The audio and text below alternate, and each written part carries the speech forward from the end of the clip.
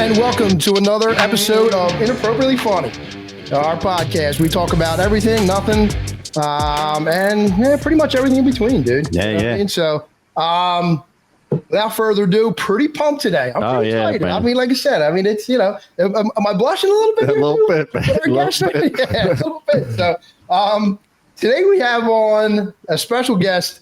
He was, he was fortunate. We were fortunate enough to get him. He was,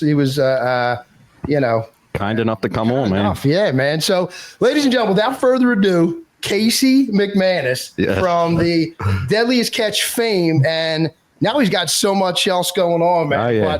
But Casey, man, like I said, welcome to the show. We really, really appreciate you coming on, bro. No problem. You caught me at a weak moment. I wasn't paying attention. I clicked yes. I meant to say no, but I'm a man. We of my got word. him. No, I'm just kidding. It's like catching a fish, man. We landed you. I knew it, too. Yeah. Even a broken clock's right twice a day, right? That's awesome. That's man. awesome. He said, yeah, that's what I said. We definitely, like I said, you probably thought, like, who are these guys? Well, hold on, dude. I thought you were these guys. You know what I mean? Yeah. So that's what we do. We kind of slide in under Joe Rogan's name. You thought you were going on Joe Rogan, dude. Poof. We show up. You know what I mean? So, the part that's really got me confused is you guys got, let's see here, you got 1, 2, 3, 4, 5, 6, 7, 8 drinks on the table. Well, looks like 9. And then one in his hand. That's the one that got me. I just saw that one go across, and I'm like, well, hang on. Now, what kind of mix are you guys starting with? Hey, listen, this is our Super Bowl. So we usually go theme. Like if we're talking about Halloween or football, whatever, we kind of go a theme. So today we found a can, Island Mayhem by Rusty Nail Brewing. It's got a crab on it. I don't know. Really? I mean, that's the closest we can find. Let me see. Can you give me a close up on that one? Because you're like a crab fisherman, so we thought that was pretty cool, right? You know what I mean? Oh, that's awesome. Yeah. That's awesome. So it made you try a new beer, huh? Well, Twisted our arms. Well, okay. So let me tell you, if you guys like rye whiskey, we actually had a whiskey that we made on board the Cornelia Marie. It was made by Mischief Whiskey in Fremont, but then we took it and we put it in the bow, and we did 2 batches. They were 3 medium-sized barrels. And we strapped them all up in the bow. And the thing with whiskey is you got to roll it once a month to get the flavor of the barrel to soak in. Right. And, on a boat, there's really no need to roll it because the boat's doing it all the time, right? Well, we pulled it out when we got back to Seattle, and it was going to go bottling, but they had to test everything and see what the proof was and everything. And it turned out it was wicked. Really? It was no kidding. But it was just woohoo. So they had to blend it down a little, and it got sold under a label. It's called Storm Toss Whiskey by Mischief Rye. Storm Toss Rye by Mischief Spirits. I think it's on Bevmo and Wine More kind of places, but it's a little, it's only half a fifth for the bottle size. It's pretty good, and it was aged in the bow of the Cornelia, so it's pretty interesting. Oh, that's badass. There's another option for the future. You can always try that. Oh, dude, that's it. Listen, you'll get to know me eventually. That as soon as we hang up this show, I'll be looking it up. Yeah, you will. Well, I was looking around here to see if I just moved. Just got into a new house. Okay, cool. Congrats, bro. I know I had a bottle of it somewhere in my old office, but haven't got this one quite set up yet. Okay. All right. Nah, that's awesome, man. So dude, that's good. Now the salt air, the sea, does it change the flavor, the complexity, or like what is it doesn't get in there because it's sealed. Yeah. So it's really just about the movement. But nobody can really afford to keep a barrel moving 24/7. Oh yeah. But it naturally moves on the ocean, of course, for that. So awesome. even if you only have, just little 1-foot waves, it's just enough. It'll stir it. But then when you get into 30, 40, sometimes 50-foot seas, she's getting well agitated that day. Wow. Dude, this guy. See, I told you this guy was good. Hey, we didn't even get into the meat and potatoes in this conversation. You know what's funny, Casey? I was in the Navy. And people used to they're like, because I told them in the beginning, I come home, I'm all shredded up, look like I got abs and shit. I'm like, well, I've been throwing up for 3 months, man. Seasick as a thought, you know what I mean? I remember us pulling out to sea one time, and the guy, and one of our, like the bosun mate, maybe a chief, I forget who exactly it was, but he says, we're not even out to sea yet, man. I'm hanging off the side of the fucking boat, throwing up. And I'm like, oh, this is going to be a long fucking 3 years, man. But no, I loved it. You know what I mean? After, it's a shame you're a kid. You don't really get to appreciate as much, hindsight. You wish you were a little older, got to appreciate things like all the places you've seen, been to, stuff like that. But I used to say, people go, well, that boat can barely rock. I'm like, dude, I've seen him. Our ship had to be 600 feet long, and I've seen more than half of it underwater. Yeah. And I'm like, holy shit, we're going to die tonight. You know what I mean? I'm like, this is it. Crazy. And I've seen you guys. They don't realize that most of those ships, they're not submarines, but they act like it part of the time when you get out in that weather. And thank you for your service, by the way. I mean, too many people go through the service and later on, you do something like this and everybody just kind of forgets what you did, man. I appreciate you because you went and did the stuff so I wouldn't have to. Nah, thank you. All right, man. Awesome. So, okay, let's dive right into it, man. I when you said yes, either on purpose or by accident, too late. Too late. You're in, bro.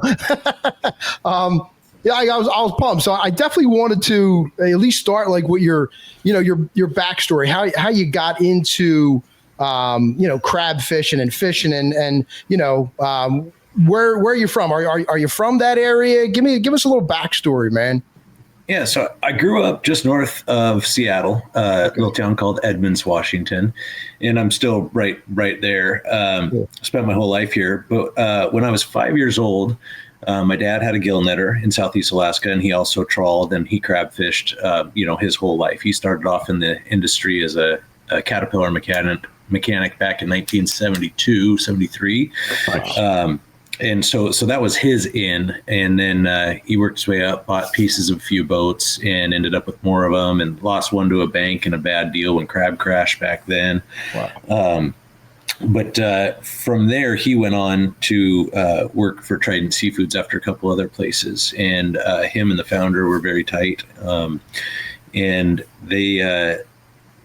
There was a few other partners in it. They built a fleet which turned out to be the largest pollock fleet in the world. And this is still, I'm very young at this point, but my dad calls me up and says, hey, you're going to come to Alaska with me and go fish on my gill netter. And I'm 5 years old, so we're going to go commercial fishing. I'm like, all right. So I get my rain gear, get my extra tufts. Wow. And you got to remember, I'd grown up on these boats since I was a little kid, right? I got videos of me playing on buoy swings, hanging from cranes and all this stuff. Sure. That's awesome.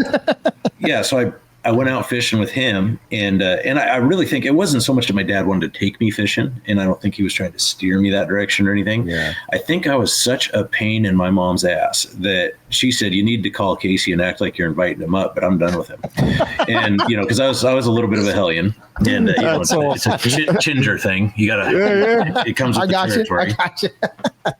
So I go fishing with him, and I did that for a couple of years with him in the summers. And then after that, he started running some of his bigger boats in the summers, and it's salmon tendering. So all those little boats like my dad had would come up to a big crab boat or trawler.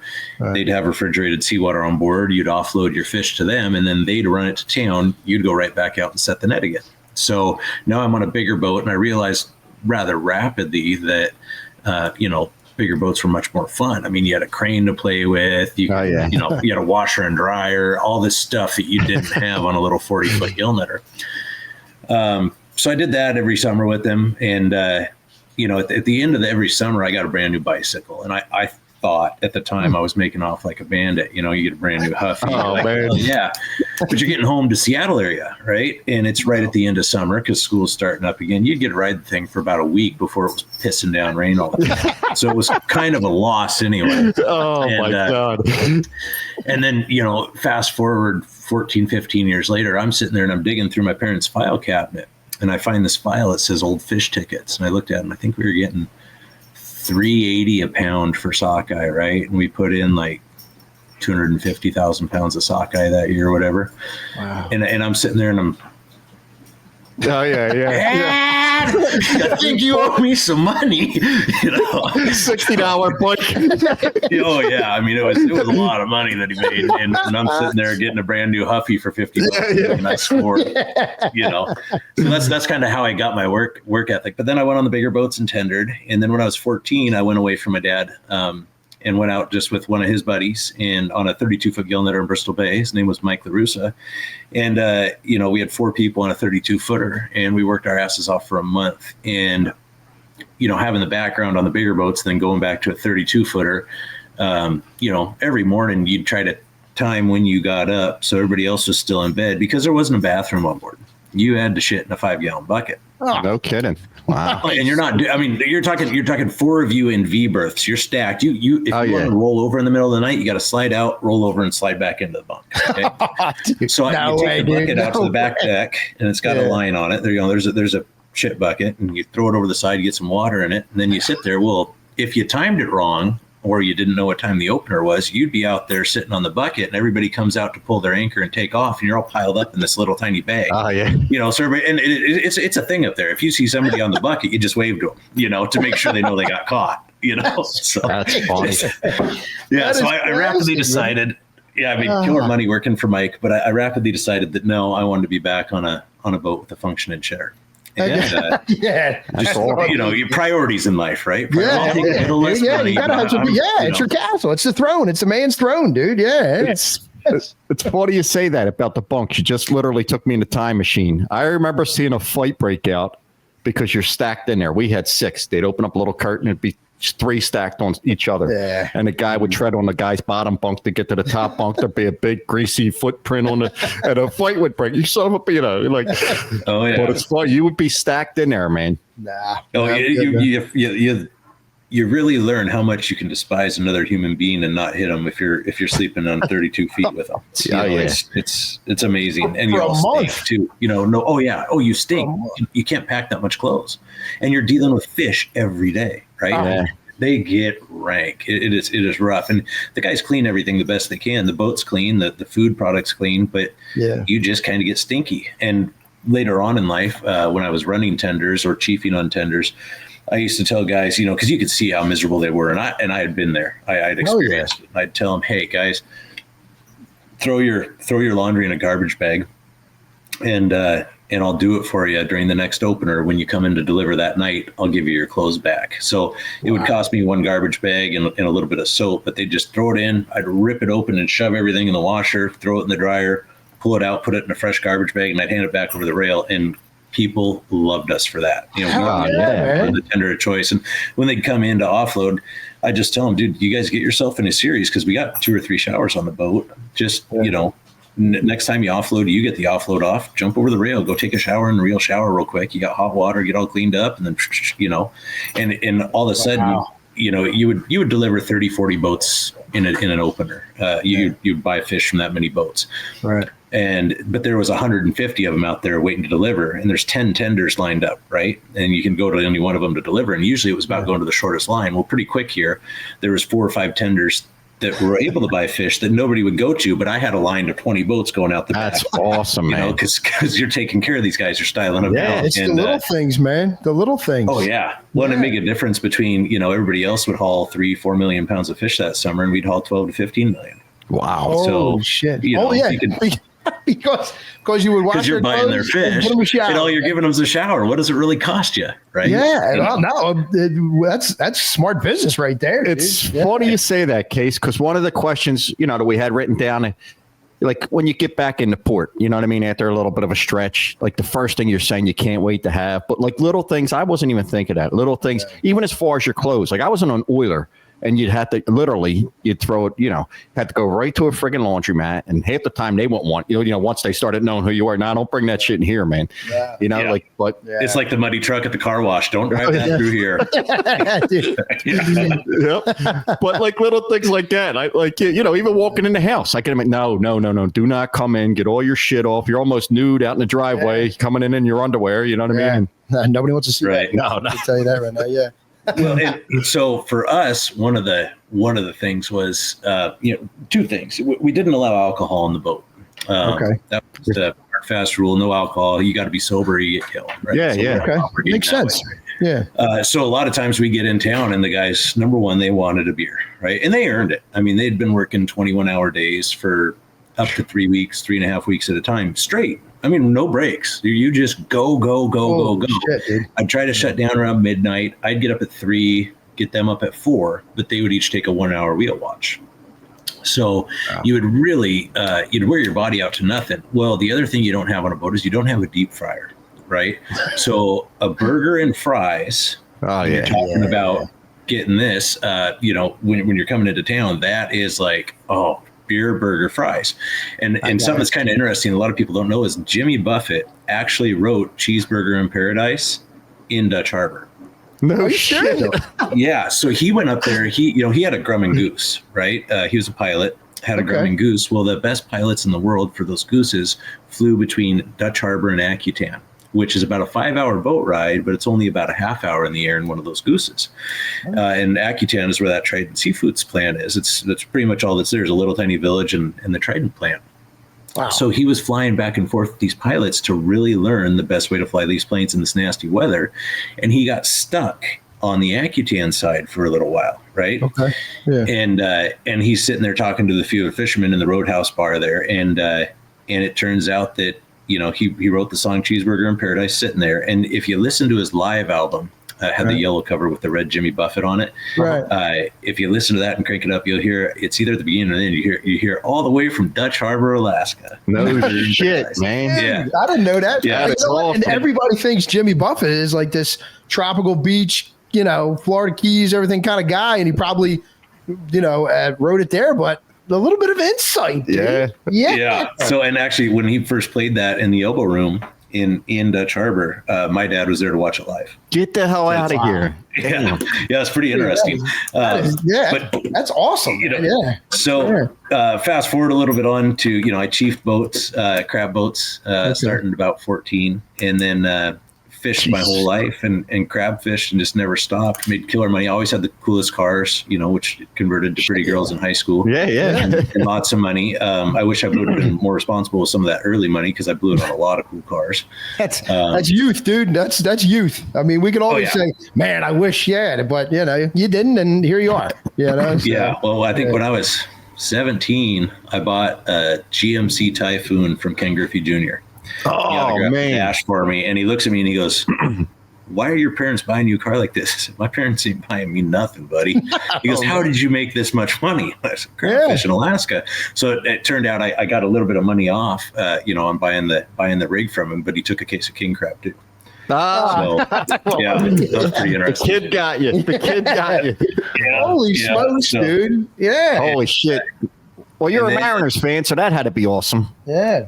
Well, it was awesome until last week. Well, they had a hell of a run, man. You just got a good future. Yeah. No, it was it was great to watch that. But I was a huge Mariners fan. I went to every Mariners game growing up when I was home. My grandfather had season tickets, and that was our thing. And back, by that time, I'm chief in a crab boat. I didn't have a driver's license, right? Well, my grandpa was living with us after my grandmother passed away, and we'd get into his little Toyota RAV4, and we'd go down the hill.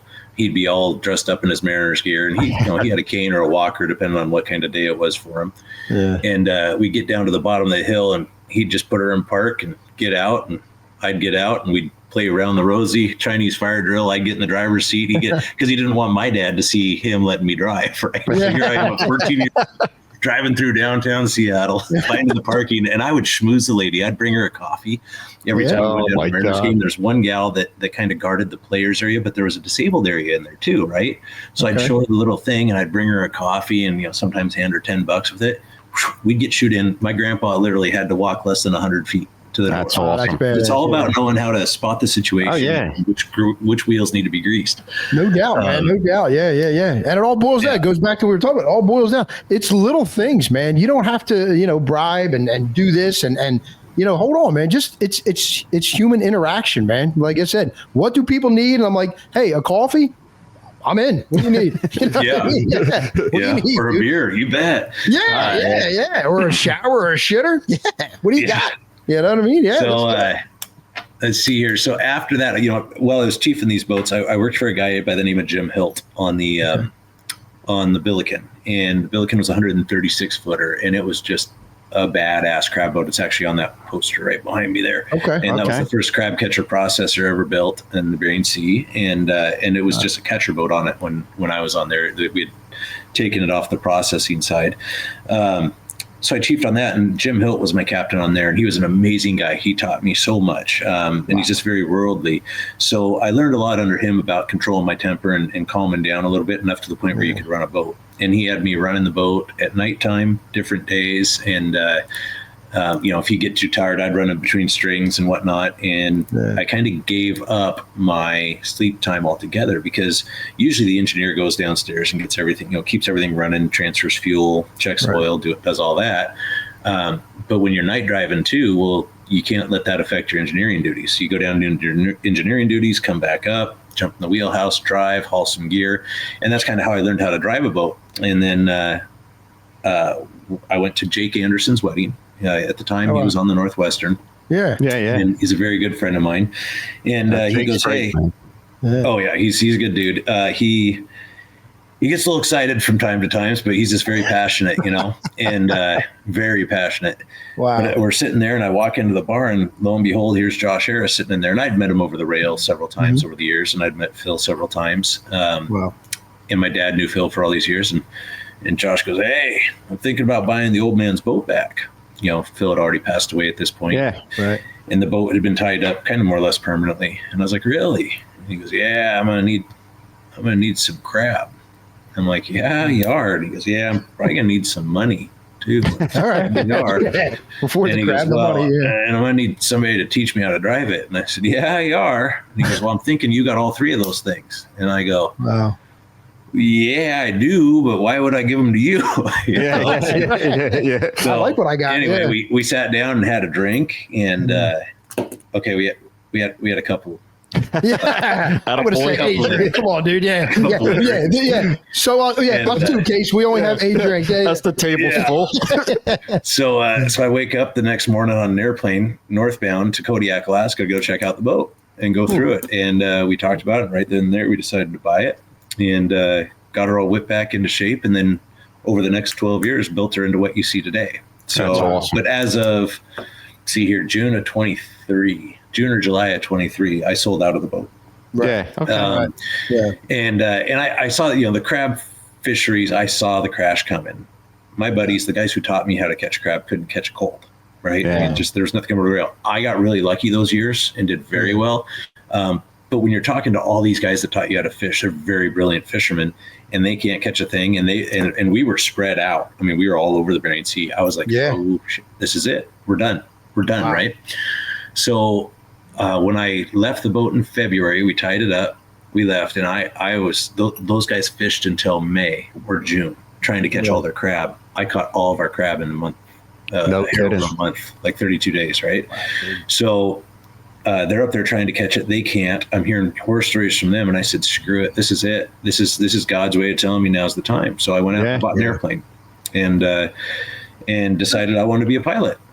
And it was, I always enjoyed flying and all that stuff. And you get to fly through some pretty nasty stuff in Alaska. That's why Jimmy Buffett went there, right, to go get that experience. Well, I was just like, it's navigation, but I'm really, really tired of doing 10 knots, right? I want to go 150, 163, 400 knots eventually. So I buy the airplane, got all my ratings, and now I'm sitting here with a commercial multi-engine instrument rating. I have my ATP, CTP done. So all I'm just waiting for is my one last check ride to finish off my ATP. And that's the highest rating you can get in the pilot world. Wow. So I'm this close to flying a 737 or an A320 or something bigger. So I got to ask you, at this point, what gets your adrenaline going?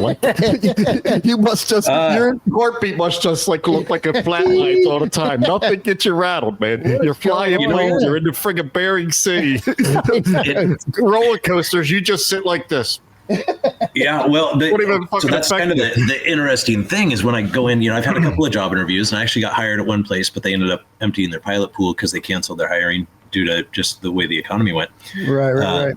But that was one of the very interesting things is I started talking to these guys, and they, usually they want to hear about flying and stuff. And I mentioned Deadliest Catch once, and that's all they wanted to talk about. But a lot of it is very parallel. It relates, right? So you navigate you have to be concentrated on safety. Your crew resource management, your CRM is in the airplane world, they call it. Well, if you can't manage a crew effectively on a crab boat, you sure as hell ain't going to be able to handle it in the air, and you're working the guys on the boat so hard. Granted, you're only going to work 8 hours on the airplane side, do the FAA rules, but on the crab side, you have to be able to work these guys that hard and be able to keep things safe, right?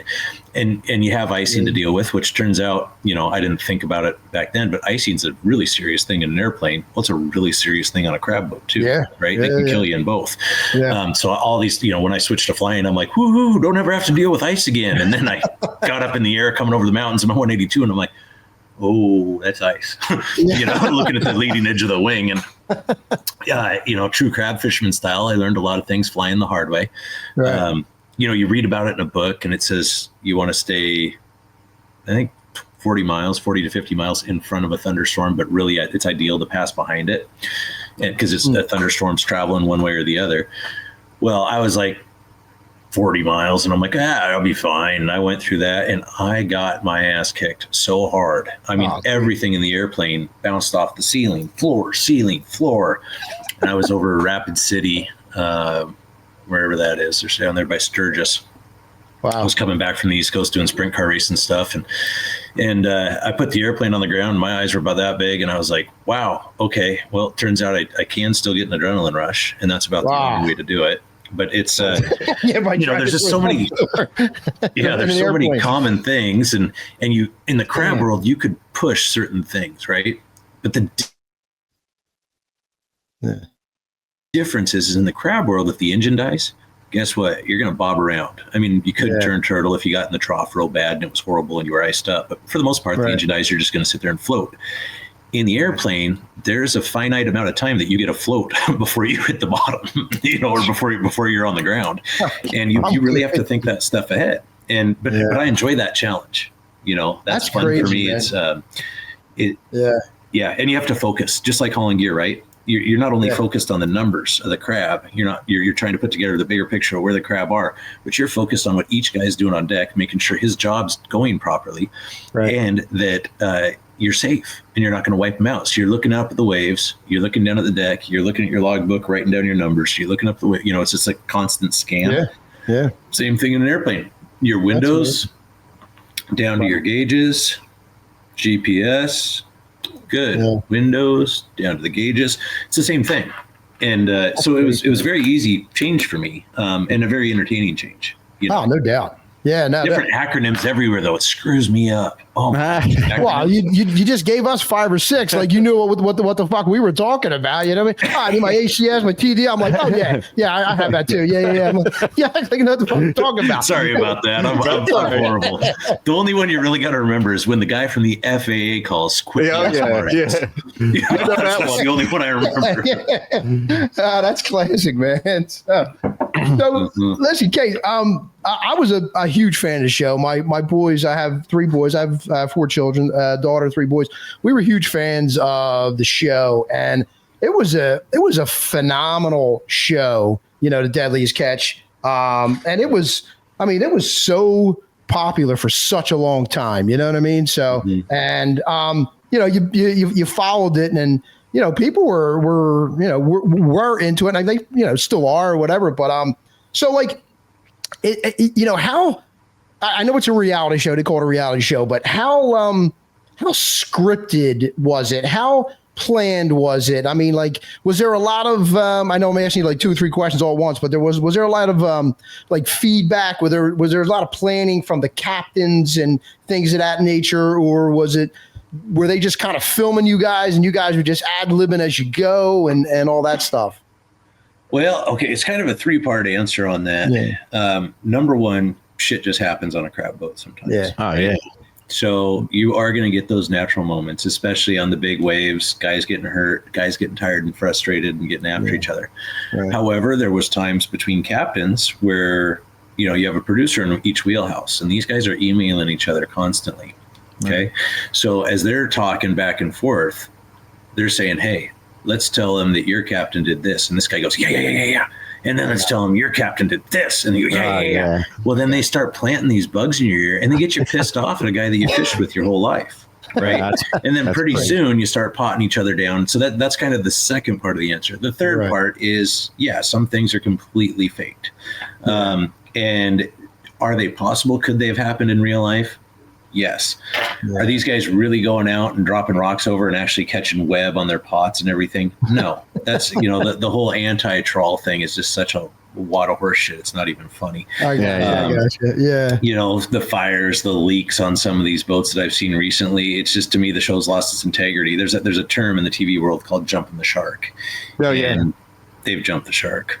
Yeah. So hardcore. And the funny thing was, and I've told them this for years, just sit back and keep your mouth shut and capture it. Shit will happen. It's a crab boat.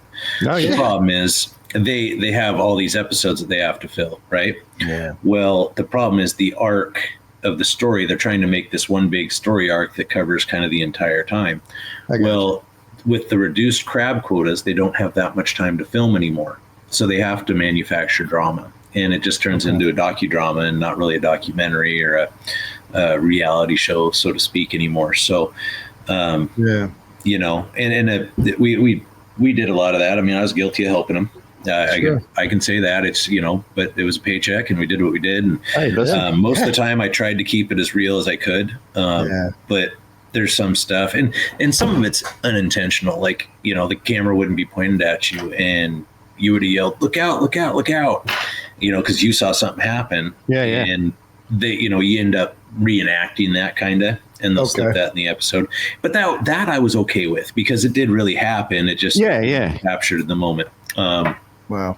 But the rest of it just is what it is. The Hawaii show, God, that was fun. We had a great time filming that. It took me 3 years. So I invented that entire show.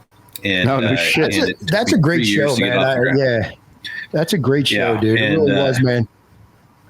Oh yeah, and I'd been fishing over there for 5, 6 years, 7 years at that point. I think maybe 8 by the time I got it off the ground. And but we had to act like we bought that little white boat. I let the air out of a tire. I opened the bow hatch, put some grass out of the ground, stuck it in there, shut it. I had a king crab on the side of the boat already, so I hung an old torn boat cover over that back corner of the boat, so it looked like we were buying a complete piece of shit. And actually, it was a great little boat, but it was a small boat. Awesome. I loved it. It was my little Hawaii gas mileage boat, right? Yeah. Come to light later on, it looks like Jonathan went and helped us buy the Kuleana. Well, the fact of the matter is that was my COVID project. We actually built that here in Seattle, and I shipped it over and I put the engines on it there. Well, yeah, because COVID, everything was shut down, right? Yeah. So I had everything getting shipped to the house, and I'd go up there every day, and I'd put 12, 14 hours a day into building that boat. Well, then, I was going to, my suggestion to the production team was let me come, tell them I got a surprise, meet me at the dock, and I'll come whipping around the corner in that boat, and they'll be like, holy shit, where'd you get this? No, that doesn't look good enough. So they had to give Jonathan the satisfaction of, and this is not Jonathan's fault, but they had to give him the glory moment of loaning us the money because we weren't going to be able to. I was like, loaning me the money? I built that damn thing myself. What are you talking about loaning me the money? So that boat's actually for sale now. So if you know anybody looking for a really nice 32-foot boat in Hawaii, that was that teal one. There you go. Well, here's some advertisement for it. You're welcome. It's like 600 horsepower of Fury. It's a wonderful hull. It's just I don't get over there enough to use it anymore. Wow. After I went through divorce over the last 2.5 years, right about the time I sold the Cornelia, slightly after that, started going through divorce. It took 2.5 years to get through it, but I got 50-50 with my kids. It cost me an arm and a leg. And because of that 50-50 timeline, it doesn't really afford me the time to be over at the Hawaii house very much. Yeah. So, could I go in 1 week increments? Yeah, but it's not. Yeah. It's I need more than a week there. Last 3 times I've gone there. Last time I went there, it was 3 days, but the 2 times before that, I was on the ground for less than 24 hours. You go over there, change the oil in the truck, mow the lawn, check on the boat, get back in an airplane, come back. Yeah. Wow. So that was actually definitely one of our questions we're going to be, but since you brought it up, what do you do? Like, what's your hobbies? We don't want to delve into your personal life, dude. I don't, whatever kind of underwear you wear, knock yourself out. You know what I mean? That's cool. But, what do you, what's your, your family life? What do you do? What do you like to do? Do you have kids or, whatever? Tell us about Casey and Casey, the family man or whatever. Well, Casey, the family man I have 2 children.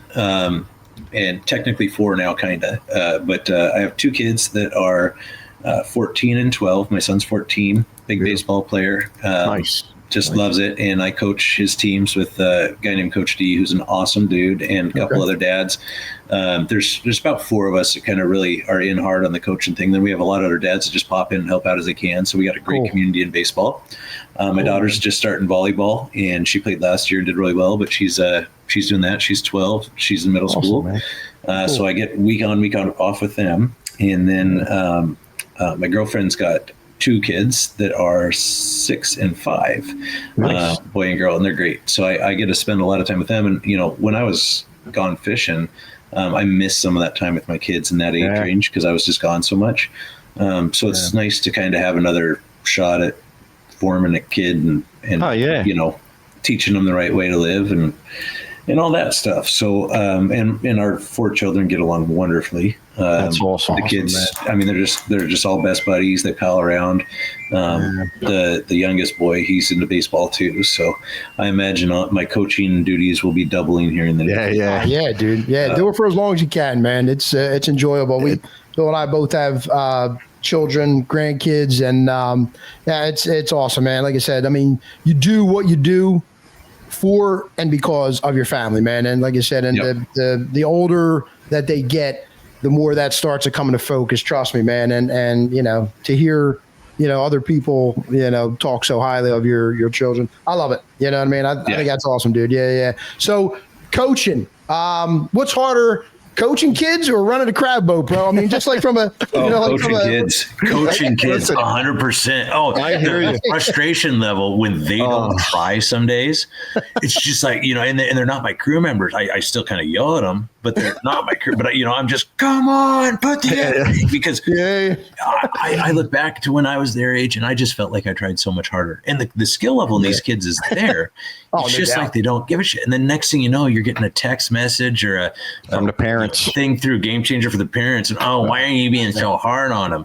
Hey, you come on out here and do it yourself. I want your kid to be successful. Exactly. Listen, we did the same thing. I coached youth football. I helped coach baseball. I helped coach soccer at one point, and the hardest, like the kids, people never realized. One, you're donating your time, you're doing this, and then you're just getting 35 texts. My kid should be doing this. And I'm like, God, Jesus Christ, man! It becomes you work harder doing something you volunteer for. It's a 7-day-a-week thing. People are it's like, man, and you're there for the kids. You know what I mean? Period. Right. Well, and, here's the thing, though. This is where technology screwed us. Okay, back in the day, when we were younger playing baseball, right? If a parent had something to say to the coach, they had to say it in front of the bleachers, in front of the other parents, right? Yes. And they had to have the balls to say it, and they knew they had to do it right before the other parents told them to shove it. How true is that? Now they all get on their little Game Changer thing and text it, and then what? Then you're going to get hammered on. They can choose if they send it to you or to the whole group, but most of the time they're just going to send it to you because they don't want to push back from the other parents. And it's just like, and then you're the asshole if you go and share that text with everybody else. Yep. So it's just, it's, and I've honestly, there's a couple of times this year where I was just fed up with it. And it's, it's, at some point it's like, listen, if you want to, if you want to do it like this, why don't you just have your kid go play softball? This is baseball. Baseball is a rough game. You got to be tough. Mm-hmm. You go look at any of the pros. Are any of them? You're buying your kid all the gear from all these professional level sports, right? Yeah. But the second he gets talked to like he's in that kind of league, now it's a problem. What do you want? Do you want to? I want to go out there and I want to try for the win. I want to teach these boys how to drive hard and go. And if nothing else, even if you don't win, at least the effort was there. There's going to be some teams that beat you, and that's fine. But if you put 100% of the effort in it every time, I'm not going to fault you. Drop balls happen sometimes. Now, if it's because your feet grew roots and you turned into a tree in the outfield, that's your problem. You should be moving. But and you're going to get reminded that you should be moving. No, very gently. in crab fishing terms, very gently. Yeah. Oh, dude, I can imagine that, man. You got literally, hundreds of thousands of dollars, on the line and stuff like that. You're yelling at these guys, and their safety is paramount. I mean, I guess that's got to be tough to not yell at little Billy, little Jimmy the same way, as you're doing your crew, man. I do pretty good with it. And you know what honestly helped me is doing the career change from the crab fishing into the aviation world. I worked for Northwest Seaplanes. And a buddy of mine, Shane, owns a place, and it's Friday Harbor Seaplanes, Northwest Seaplanes, and they got a fleet of 5 beavers. Well, he's like, I think what you really need to do is get out of the fishing world for a minute and try this. So this summer, I went down and I was working the front desk, handling baggage, moving airplanes with the float truck, working on the float trucks, working on the airplanes, just kind of, I was the, whatever the boss said, go do it, man. Right. Well, put me back, for forever. I've been the guy at the top of the totem pole. Yeah. I went down to being the guy in the bottom of the totem pole, which I'm fine with, because in order to be a good leader, you got to know how to follow, right? Yeah, no doubt. But going back to that level and then realizing that when you have customers around, you can't talk like a crab fisherman. Yeah. It had to totally curtail my vocabulary. And my vocabulary has actually grown because of it, because I had to come up with more creative ways to tell a customer to piss off. So I had to, you can't just use the normal words that a crab fisherman would. You have to tell them due to technological difficulties of this time, your request cannot be corresponded. Oh, that's awesome. Good for you. That's awesome. That is, man. No, we hear you, brother. It's I was a law enforcement. I was a police officer for my career. I retired not too long ago, and I do different things, and I used to coach and all that stuff. And I could understand your point, and you know what I mean? Like I said, my wife would always say, "Hon, all right, uniforms away. You can't yell at little Billy and Jim. You can't pepper spray him because he struck you out." I'm like, "But babe," I said, "he swung. You see how far outside that was, dude? He gave me pepper spray." So I hear you, man. I understand what you're saying, man. You had it. You do, and it's not easy sometimes, man, to kind of say, all right, that's daytime Casey. All right, this is Coach Casey, whatever, man. But, but I'm doing this, dude. It's worth it, man. It's worth it, man. Well, it's when you first get home too. Yeah. I used to take 24 hours in Anchorage on my way home, and I'd shut my phone off, and it'd be just me. Hotel room, watch some TV, relax, try to reset before going to the sea of family, get out of the captain mode. Wow. Yeah. And I bet you, 5 times out of 10, within the first 20 minutes of walking through the front door of the home that I paid for, I was getting told, "You can't talk to me like I'm one of your crew members." Yeah. And, don't have to worry about that. Yeah. She's history. See ya.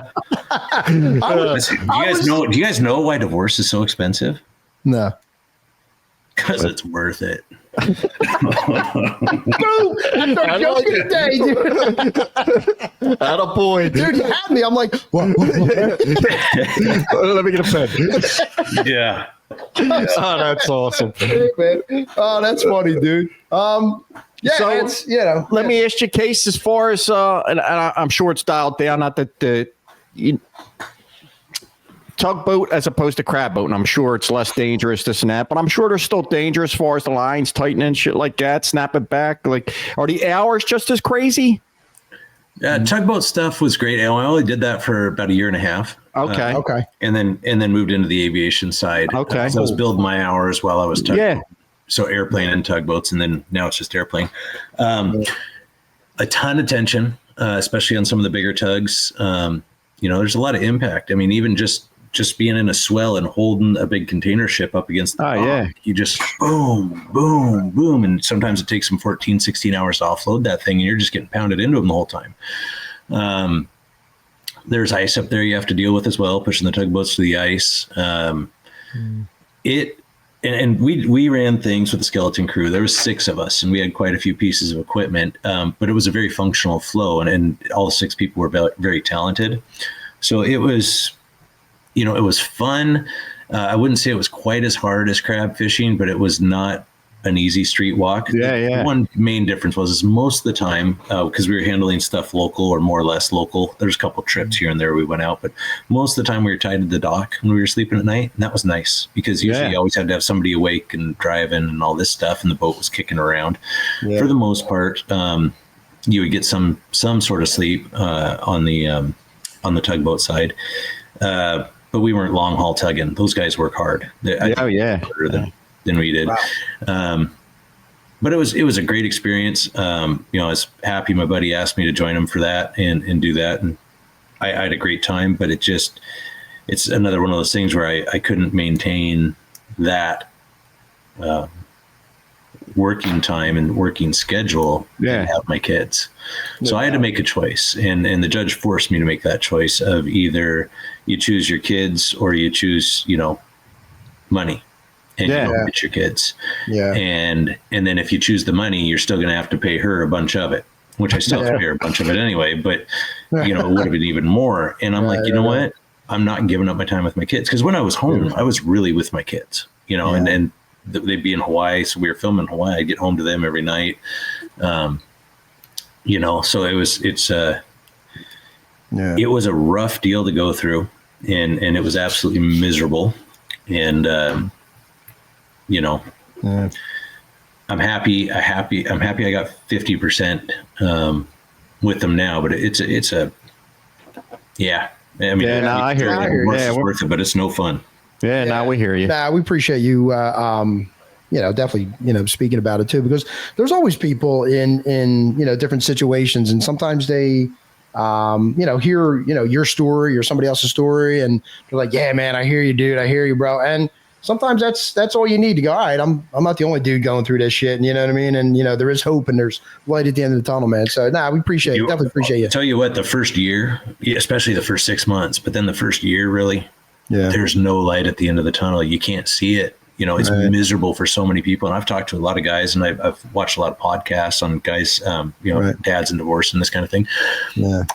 It is just a screwed system, the entire thing. The entire thing. The one thing that would fix this, I'll tell you right now, if there was no monetary reward for getting divorced, if there was no, you get more or you get half of this, or, and the kid thing wasn't 50, if it was just 50-50 mandatory and nobody was paying child support, guess what? Yeah. It would stop. The divorces would stop. Absolutely. So absolutely, man. It's pathetic the way the attorneys work the system. Mm-hmm. I watched some of the biggest lies of my life get told, and sitting there in court going, that's not what happened at all. And they flat out lie, and they pull out everything to get you thrown out of your own home. Yeah. So that's a shame, man. Yeah. No, and listen, we all know folks, who have gone through similar situations. I certainly won't say going through your situation, because I don't know your situation, but similar situations. And yeah, you're right. I mean, it is. It always boils down to, I mean, even, some friends of ours, when they do get divorced, it's never about why they got divorced. It's always about who's going to get what. And you're right. Yeah. To your point, you're right. Absolutely, man.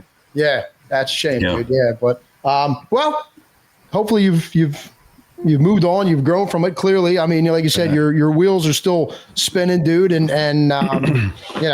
family is everything, dude. And you'll, you know that clearly, because you've given up different things for them, and I think that's awesome, dude. Yeah. So so quick question for you though, dude. You look a little thinner. Yeah. You know what I mean? Oh, yeah. So, I mean, it is inappropriate. I mean, if you're a woman, I would probably approach the situation a bit differently, but no, bro, you look good, dude. You don't have to tell me I look sexy. It's okay. Case, I lost 70 pounds, and everyone's afraid to say that to you, because like with me, they were like, everyone assumed I was sick, had cancer. No one wanted to tell me I lost. No one would even make eye contact with me. Half the time they'd be looking up, talking to me. I'm like, what the fuck is going on? It took me 45 minutes to kind of work up the courage, man. I'm like, all right, we got a good rapport going. Let me ask him. Buddy. So, okay, well, here's the deal. So I filed for divorce in February of 23, I think it was. Okay. 23, yeah. And the day I filed, I said, that's it. I'm going to quit drinking. I'm not going to have a single cocktail until I have this divorce signed and done. If I miss an email or a phone call that costs me time with my kids, I'll never forgive myself. I want to be 100% sober, 100% focused. So I quit drinking, right? So I started losing some weight, and I was like, wow, that beer really helping keep the pounds on. Yeah. And then it just kind of kept going. And I was eating a lot, but I didn't feel right. I always kind of had this pit up in the top of my, underneath my diaphragm. And I was like, this doesn't feel right. And then I kind of noticed myself getting really tired. And I never really got tired before. And I mean, really tired, like just couldn't function. It wasn't like depression, but I was just whooped. And I was like, ugh, man. And I hate the doctor. I don't go to the doctor, but I'm like, brother. I better go to the doctor. So I go to the doctor.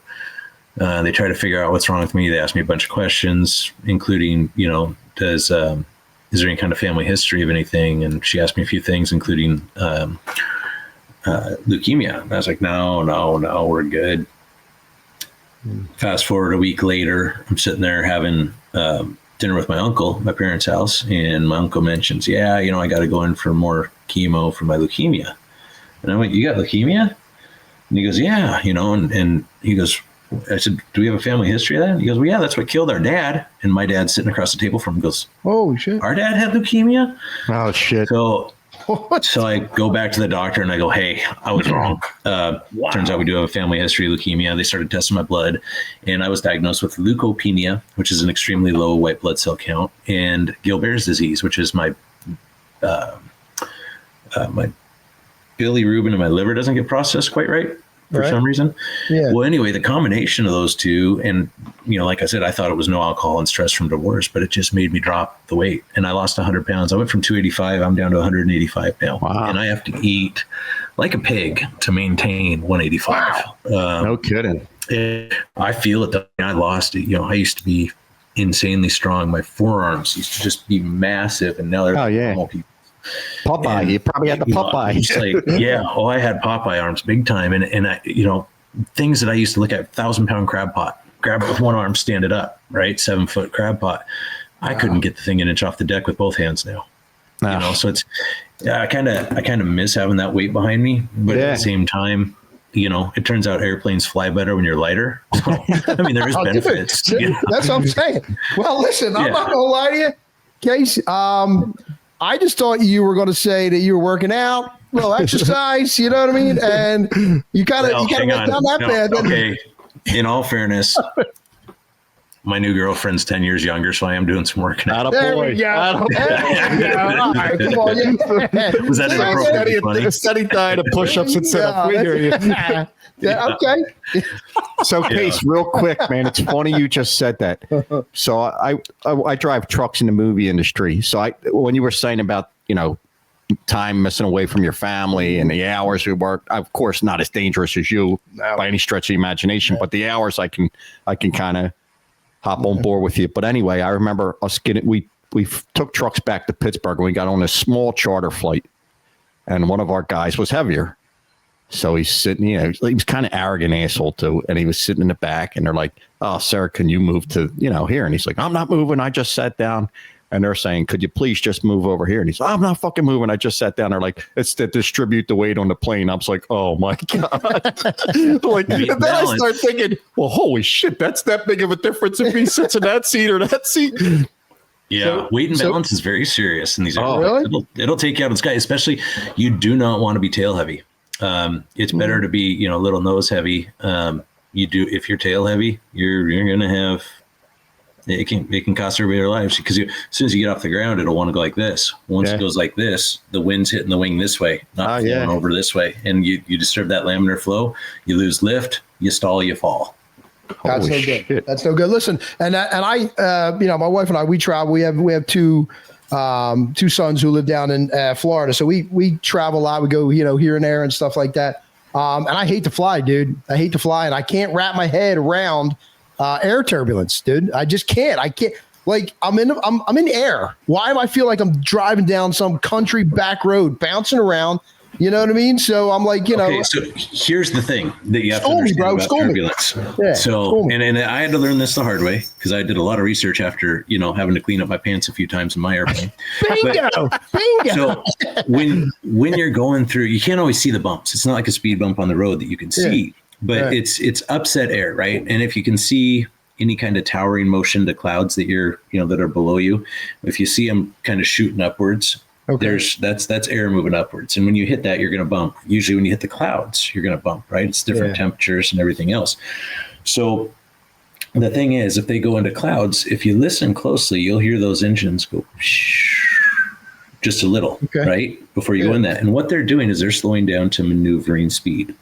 Maneuvering speed is where they have determined that you can go through and get the crap kicked out of you, and you will not rip the wings off. Now, if you went through that fast and hard turbulence, full throttle, you could essentially rip the wings off the airplane or destroy the airplane or bend it or whatever, right? And that's when you're going to have a problem.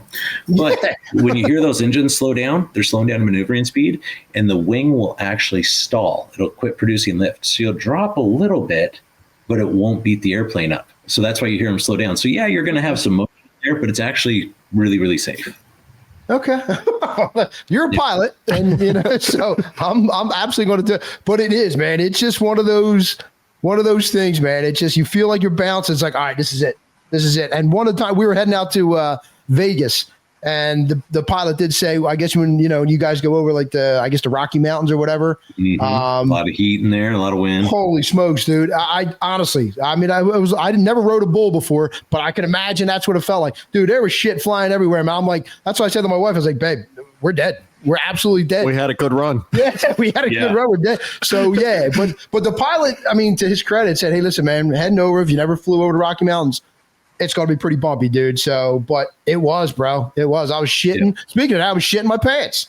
Well, I've experienced some of the best turbulence I've ever had going over the Pacific Ocean to Hawaii. And you'd be up there, 40,000 feet and just get absolutely pounded. And that was prior to flying airplanes myself, right? I've flown all over the world in them, but that was prior to me being a pilot.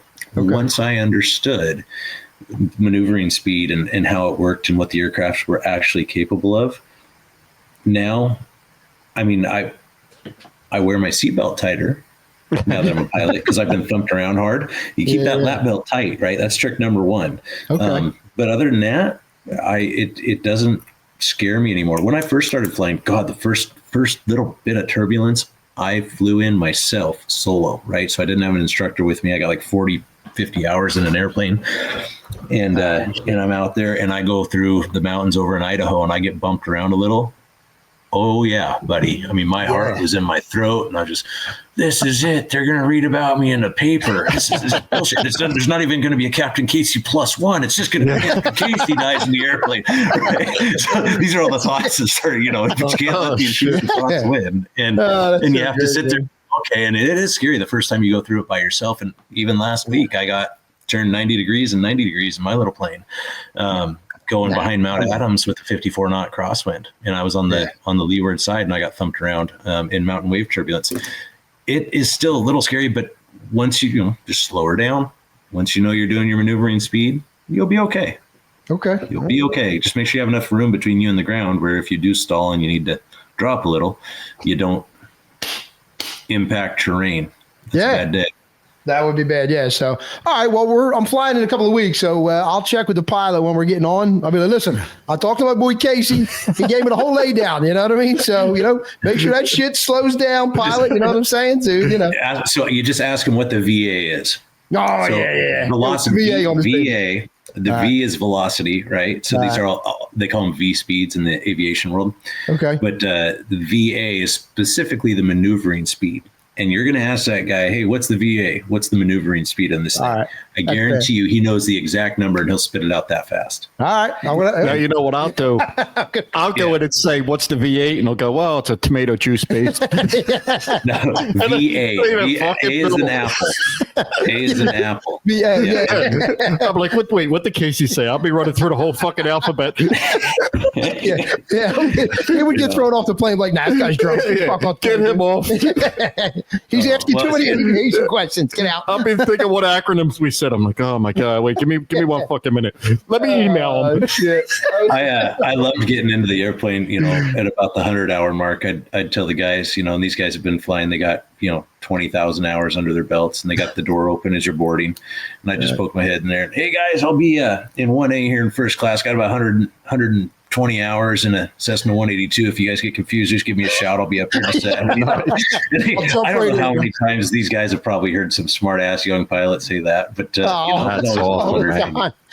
And it's all the time, man. Yeah. When I golf with my brother, every golf course we go to, he always asks the starter, whether it's an 18-year-old kid or an 80-year-old guy, yo, man, what's the course record here? You know what I mean? So, and the guy's like, yeah, I hear that every time, dude. All right, whatever. So, but no, I hear you, man. That's so funny. What's the course record here? What's the course record? Yeah. It's kind of funny because a lot of the Alaska Airlines pilots and whatnot, and the flight attendants, I got to know them flying back and forth to Hawaii. Yeah. And we just invite them down to the house. You make friends with them, and they find out you're flying, or they'd see your little red tag on your bag. And they'd be like, "Oh, are you a pilot?" Yeah, and they BS with you, and then you say, "Hey, do you guys want to come over? Rather than sit at the hotel for dinner and eat hotel food, do you guys want to come over? We're gonna cook some fish that was caught yesterday." That's cool. Yeah, really? Yeah, come on over. So you'd bring them over, and it's funny. A lot of those people turned into long-term friends now. So I still meet them here in Seattle area, and some of those guys are trying to help me land jobs now. That's great. That's cool, man. That's really great. That's cool. So as a a person who's been out, who's grown up around on the sea and everything like that, do you still love seafood? Do you eat it? It's crab, fish. I mean, or do you get sick of it and go bro, I mean, this is all I see? No, I love seafood. I love seafood. I mean, it's actually kind of rough because I got to buy it now. It's not the cheapest stuff in the world. The benefits of eating it are just huge. So, we there's a lot of stuff. If you look for that Trident logo in Costco and whatnot, they got new products coming out all the time. But like the codfish in there, Costco's got salmon in the Ultimate Fish Stick. Actually, I love it. Everybody's like, "Oh, fish stick? You're an adult, dude." Make fish tacos with fish sticks, cabbage, and a little bit of sauce, whatever kind. If you like spicy sauce or something, and some cheese. Oh my God, they're incredible, and they're very reasonably priced, and it's pure protein. It's good stuff. Wow. So don't get any fish stick. The Ultimate Fish Stick is the one you want because when you break it apart, it's not minced mush meat. You actually see the meat line in it. Yeah. Oh, wow, man. Yeah, no, I love seafood. Yeah. So, no, like I said, I mean, my one son, he lives in the Keys, and we go fishing down there, and I just love it, man. Like just watching the boats come in, man, and the guys have been hustling all day, and they throw in, the guy comes out in the kitchen, and an hour later, man, it's on your plate. It's fantastic, man. I love it all the time, dude. So, that's awesome, dude. So, let me ask you this. So, is your ultimate goal to be a pilot of for like a major airline? Is that what you're shooting for? Yeah. Nice. Yep. Major airline or a major corporation with some larger aircraft. I want to fly big metal. I got a knack for driving large steel things. Yeah. These are so we got a hell of a resume. Yeah. It's actually funny. The first aircraft I was hired into, which ended up subsequently not quite working out because they canceled hiring for the whole pool. No. But it was an A320, and it was 1 foot shorter than the Cornelia Marie. Holy shit. So I was like, dude, this is, and they're like, well, once you get in these things, they feel pretty big. And I'm like, have you ever driven a crab boat with 250 crab pellets on the front in a crosswind of 85 knots trying to peel off a dock with ice banging up against the side of the boat? I mean, like, this is not that bad. Like, really, that is like your ultimate one-upper. Like, bro, let me throw this one at you. Yeah. Well, so. but you're also, you got to understand that they're used to having people in there, 21, 22, 23-year-old first officer who hasn't really done that kind of scope of stuff with his life. Yeah. And I guarantee you, I'm going to end up working for some of these younger guys that are captains, and I'm going to be their first officer, right? And they're going to go, well, how are you going to deal with this? Yeah. And, because you're used to being the old salty senior guy, and now you're the junior guy. You know what? It really doesn't bother me because that guy, I guarantee you, he probably knows more than me. That's why he's in the captain's chair, right? Listen, he earned his stripes. I look at it. So I look at it as an opportunity to pick their brain a little bit. That's free knowledge. Yes, you're both trained to fly the aircraft to the same level, right? Yeah. But if they spent their last 7 or 8 years flying airplanes, and I've been doing this for 2.5, 3 years, well, guess what? That guy could probably teach me a few things. Start BS with. I don't care what age he is, as long as he's a good teacher. Yeah. And he's fun to BS with. Yeah. It's funny you say that. And that's in everything in life. Yeah. I always even say that to my kids. Look, just even with our fathers, this and that, listen, it's a vice. Just take it. Take it. You can do what you want with it when they walk away. Yeah. But just take it. You can always learn something. Yeah. You know what I mean? Learn what to do, what not to do. Like, hey, I'm going to do that, or I think I'm not going to do that. But advice is advice, man. You know what I mean? So, but it's, dude, like I said, on the boats, we get, I'm mechanical. I've had an unlimited horsepower chief engineer's license, so I could rebuild anything, right? I'd get a diesel engine problem that I could not figure out for some reason. It just stumped me. And some, 23-year-old kid fresh out of diesel school would show up and he'd go, oh, there's a little teeny pressure relief valve on the bottom side of this fuel pump right back here. Get his little 1/4-inch Allen wrench out, pull it out, pull it apart, and show me little chunks of metal in it, cleaned up with brake clean, put it back in there, and the engine ran great. And I'm like, so you can't discount these kids' knowledge. Yeah, sure. You be gracious that they were there to help you. Yeah. Dude, but under your breath, as they're walking away, you little son of a bitch. Actually, no, it was usually over my breath, and it was, you want a job? You want a job? Man, when you run into kids that are that smart, you pick them up, put them on your team. Yeah. And driven, and they're not afraid to jump in an airplane, fly out to Dutch Harbor, and work on a boat in the middle of nowhere with none of their normal proper tools. That's an adventurous kid that's willing to put his sack on the line and go for it. Listen, I love even with you working on stuff such a kid. I have some friends that are like from down south and this and that were working on heavy equipment and learning shit when they were 5, 6, 7 years old, helping their dads do this with engines and driving everything. And I'm like, holy shit, these kids, they could fix everything. And I always was like enamored. I'd break their balls, but I thought, holy shit, like I would love that knowledge. You know what I mean? Yeah. I'm fucking struggling putting batteries in my remote every so often. Yeah, he does. He does. Well, hey, 70 pounds and your fingers aren't as fat, so it should be. I was saying to the wife, we need a new fucking remote. She's like, it's batteries. That's great. Yeah, and this guy's got 377 certifications in his garage. You know what I mean? Oh, no, that. Yeah, do you have a space in the wall anywhere where there's not a fucking plaque or something? That's great. I'm an unlimited diesel mechanic. I'm like, what the fuck? It's funny you say that. I'm in the middle of hanging up all this stuff right now. Attaboy. Most of it, I'm just like, oh my god. Whole room wallpaper. In my old office, it was everywhere because I do have a ton of different certifications. I'd go to everything and I get I get certified in it and get the check off and get the degree, whatever it was. Yeah. And now I'm going, do I even really care about having this anymore? Yeah. Well, all I really care about is getting in an airplane, being safe, getting a good job, having fun, and enjoying flying. That's awesome, man. It's awesome. So, okay, is there anything? Is there anything you want to promote? Is there anything that you're doing? Any partnerships? Anything that you're doing? Trident Cruise Lines, whatever you're. Doing. I did just do a trip on Cunard Cruise Lines, and if you guys we just saw it. Cunard is cool. I would say bucket list it because I've never experienced in all my worldly travels going to do things that, big events that you're paid to go do. I've never been treated so well in my life. And that was just as a passenger. Most of the people that when I was there, the workers on the ship didn't even know who I was, right? Until I went and did my speech. But the level of service that I received was incredible. And Cunard's really got that figured out. So I would say do that. Other things to plug, Trident Seafood's always been great. There's good family-owned company, and I'd say eat wild Alaskan fish. But keep your eyes out on my Captain Casey McManus Instagram and Captain Casey Facebook page. Okay. And there's a TikTok. It's called The Real Captain Casey McManus. But I'm in the process of I've now had Starlink installed in my airplane.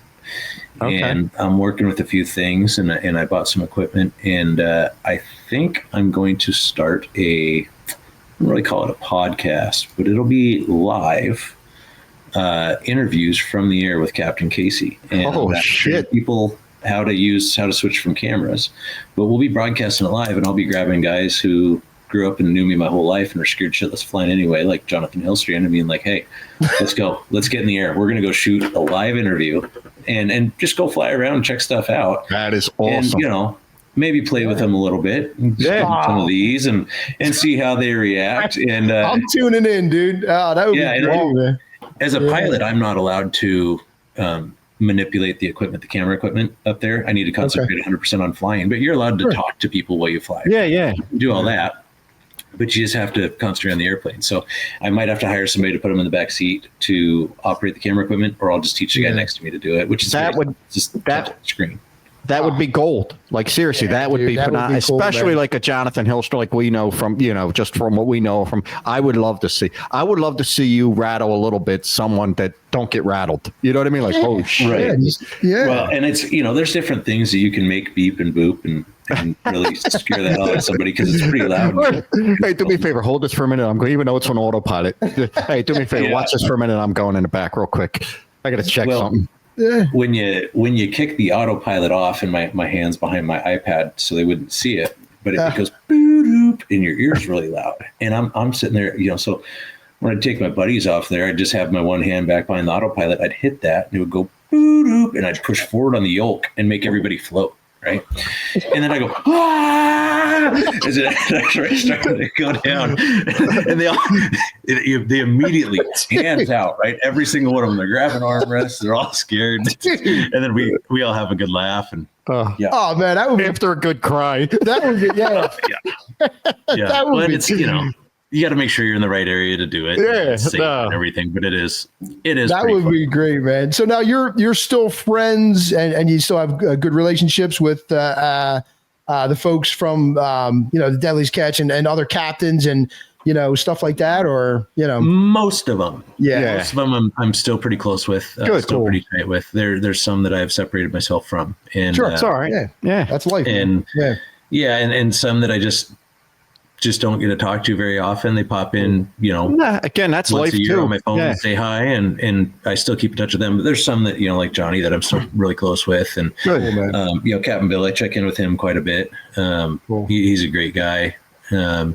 Sig I talk to as needed. We run in a lot of the same circles. Good. So, and Rick Shelford hired me for a little bit to go work on the Bountiful when it was in shipyard and help get it out of town in his absence. So the Shelford family, and he's got what did they call that one? Aleutian Lady on the show now. They're a great family. So if anybody else would have asked me to go back and work on a crab boat in shipyard and get it through yard period and get it out, I would have said no, but he was good. That's awesome.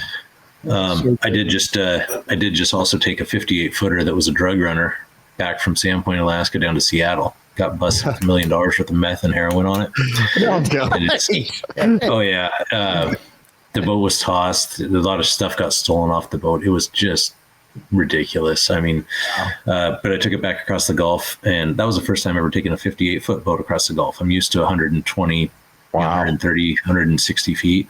Wow. So I bring this thing across the Gulf, and when you look at Windy app, the weather app, it shows you how hard it's going to blow. Green means it's pretty gentle breeze. Yellow means 10 to 15 or whatever. And then red, you're up into 20, 25, 30. And then it kind of goes into purple for the 50s. Wow. Well, in the Cornelia Marie, yellow, red, purple, we were going fishing, right? That didn't matter. We were going to go fishing. So I get on this 58 footer and I go, well, it's kind of yellowish and red. Turns out when you're on a 58 footer, green means go. Yellow means use extreme caution, and red means stay the fuck tied at the dock. But it was pretty reddish purple when I took off. Oh my god! To get out of there, because I had a certain window of time where I had to get the boat back to Seattle, and I just took the biggest ass kick, and it reminded me of why I wanted to fly airplanes. Yeah, there That's you go. So great, man. Yeah, and that was just last month here. Well, not even 30 days ago. Jeez. Wow. Yeah. Well, I'm glad we got a little little preview of what may be coming up, and definitely, man. It's an exclusive. You hit it here, man. I'm telling you. And listen, Case, you have our email now also. So anything like our social media is getting ready to, we're really going to hit that hard, and we will plug everything anytime. You just let us know, hey, I'm doing this. Send it to us. We'll, you know what I mean? Yeah. I appreciate it. We can't. This has been. It's been great, dude. Like you said, I'm a huge fan. I was just that show was so cool, and I definitely liked certain aspects of it, certain captains or whatever, like you said. And spend our summers with you. Like I remember being down ashore and you're like, oh, this would be my whole summer. And that's right. We started airing in like April, right? Yeah. So, exactly. Yeah. Yep. Because it was almost I guess about eight months behind when things actually happened. Is the part that you guys gotta, is when you guys gotta see it. And it was funny because people would always like text me after watching this stuff. They'd be like, "Oh my God, was that real? Did this really happen?" I'm like, "That was like 9 months ago, man. I don't remember." Yeah, that was 50,000 pounds of crab ago, man. I don't remember that. Yeah, that's so awesome, man. Yeah. So, well, listen, dude, we always do a shot. We know you're drinking coffee, but we know you're drinking coffee, but. This is Captain Morgan's Cannon Blast. I don't know, dude. I don't know how good in honor of Captain Casey. Captain Casey, you know what I mean? I got a little bit of coffee left here. That's all right. We're in. That'll go, man. That'll go. So best of luck to you, brother, and your family. Thank you. Oh, man. So, hey, listen, bro, it has been an absolute pleasure, Case. Gave us a little backstory, gave us some insights, gave us some a little behind the scenes of family, friends, work, what's coming up. It was, I thought it was great, man. Like you said, it's definitely, it was definitely Appreciate great. The opportunity. And listen, maybe in like 6 months, we'll check back in with you, see where you're at with everything. And you know what I mean? 6 months, a year, let's build a relationship here, man. Mm-hmm. Yeah, absolutely. Feel free to reach out. But if I tell you I can't do it because I work for some airline now and they said no more social media, Casey, well, I understood that too. So, understood. It's just like, you guys hit me in the window. My attorney's like, hey, listen, social media while I was getting divorced. And then pretty soon we working for corporations. What are you doing with those guys? Yeah. So, all right, guys. Well listen, if this is a one and only, my friend, seriously, it's really been a pleasure. Best of luck to you, your family, man, and take care. Like you said, reach out anytime, bro. We'll plug whatever you got, man. All right. God bless. All right, dude. Take care, man. Yeah.